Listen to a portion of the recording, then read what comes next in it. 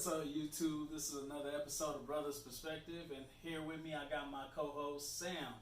And today we're going to talk about UFC 239. Hey. Sam, what'd you think about it? It was an amazing card, top to bottom, man. Was it the best card you've ever seen? One of them for sure. Yes. One of them for sure. I don't know. We've seen some crazy things. Crazy. Some history was made. Yes. Yeah, so we're going to start off like we always do, talk about the main card.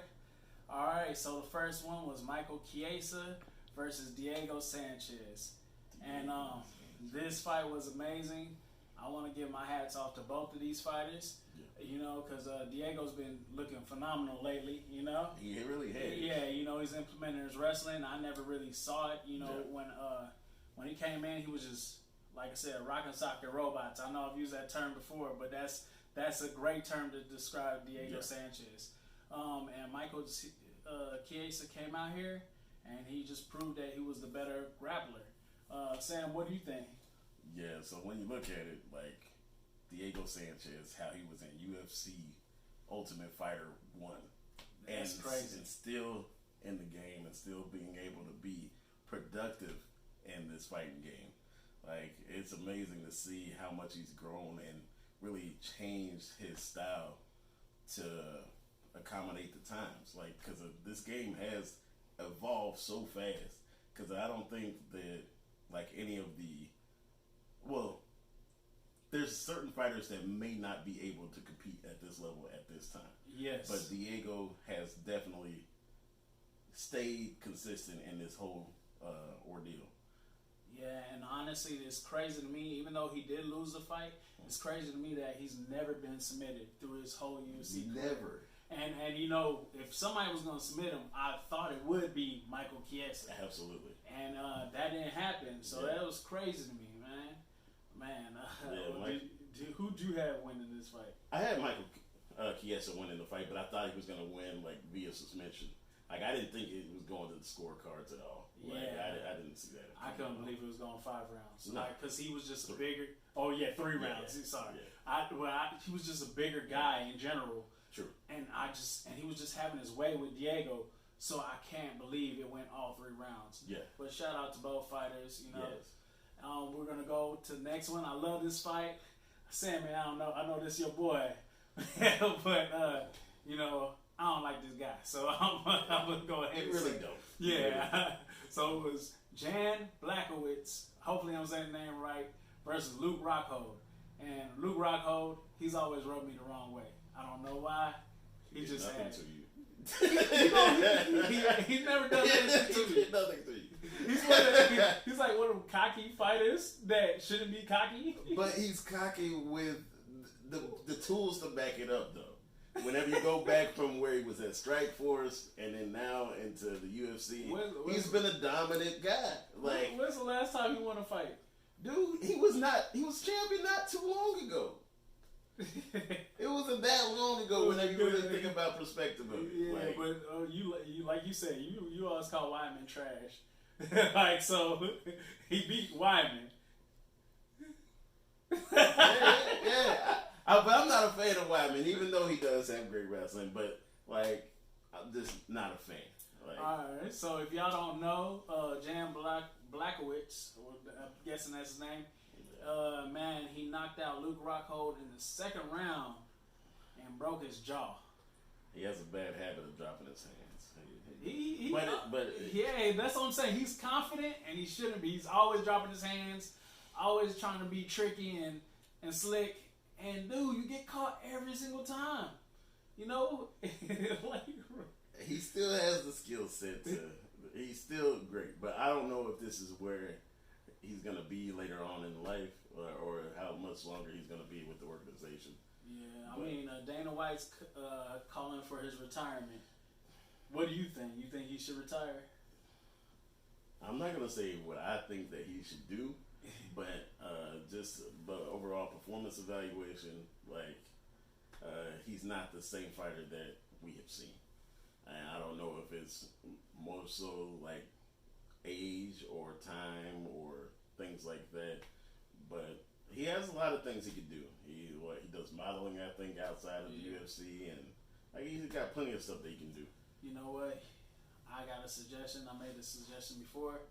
He's Overeem's coach. You know, Overeem ain't got no chin either, but he seems to win fights still. You know what I'm saying? He's saying that he's coming from a gym of the AKA gym, which is a great AKAs gym. need to teach them how to put their hands up. You know, Raho, protect your chin. Protect your chin, man. Yes. He should protect his chin, but he's still an amazing fighter. Yeah, he still got knocked out. But again, another knockout. Speaking of that, True. man, and this is probably my favorite. This is the fight I was most anxious for. You already know. Yes. This is my boy Jorge Masvidal versus Ben Askren. Yes. Man, Jorge Masvidal. I've been a fan of him for a while. Yes. He's always getting robbed. Like, there's so many fights that he shouldn't have lost, but due to bad judging, And injuries. Yeah. But he can't control. Yeah, he's lost. But, you know, he's moved up to 170. I think he's only lost once to Damian Maia. Yeah. Actually. So, yeah, he came out and he knocked out Ben Askren. Spectacular fashion. And the fastest knockout in UFC history. 5 seconds. And really, it was like 1 or 2 seconds, but the ref had to run across the ring and stop him. So he got those 2 extra punches on him, too. Yeah, so basically, if y'all didn't see the fight, man, he ran across the ring and kneed him in the face. Kneed Ben Askren in the face, man. And it was done. That's basically it. That was the fight. What do you think about that knee? It was calculated. It was definitely, you could tell that it wasn't just like an emotional type of move. Like, he planned for this because he factored in, like, hey, Askren is a wrestler, so no matter what, like, your go-to thing, if somebody's coming towards you, you're going to shoot. You're going to bring down, and whenever you bring your head down, you're also susceptible to a knee. Yeah. I was listening to Joe Rogan podcast, and, you know, well, not the Joe Rogan podcast. It was Ariel Helwani. Yes. And he was saying, you know, do you feel like you made a mistake? He was talking to Ben Askren. Yeah. And Ben Askren was like, well, you know, I was undefeated.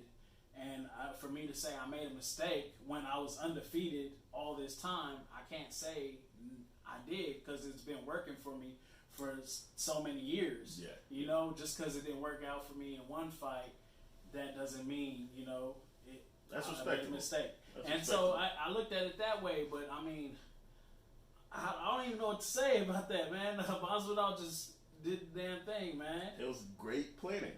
Great planning. Yeah, but you see people try to implement the knee when people shoot all the time, and like majority of the time it doesn't work out like that. Yeah. The only other time I seen it work out like that was Moraes versus Aljamain Sterling. Yeah. Yeah, and he got him with it was like a knee kick type thing, and that stiffened him up too. So hey, maybe these wrestlers need to change something when it comes to shooting. But still, like, Ben Askren is no slouch. Like we can't do him like that. Like, Ben Askren is an amazing wrestler and has been doing it for a long time. But also, we have to give credit where credit's due to Jorge Masvidal. Yeah. Like, dude's been fighting forever. Yes, it's like was even on underground stuff with Kimbo Slice, man. So, do you think he deserves a title shot after this? Absolutely. All right. Absolutely. All right. Yes. I don't want him to take anything, but it's not up to me. But I wouldn't like him to take another fight. Yeah, until I think he deserves it. He deserves it. I think he deserved a while back because, like I said, there was some BS losses in my opinion. You know. Yeah. But now there's no asterisks. Yeah, straight up, no asterisks, and yeah. No asterisks, no asterisks.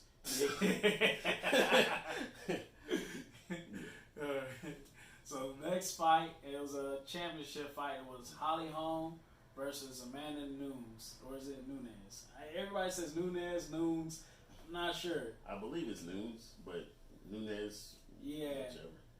She's bad though. Yeah. She's bad. Like nobody wanted with her. Like, man, she's great.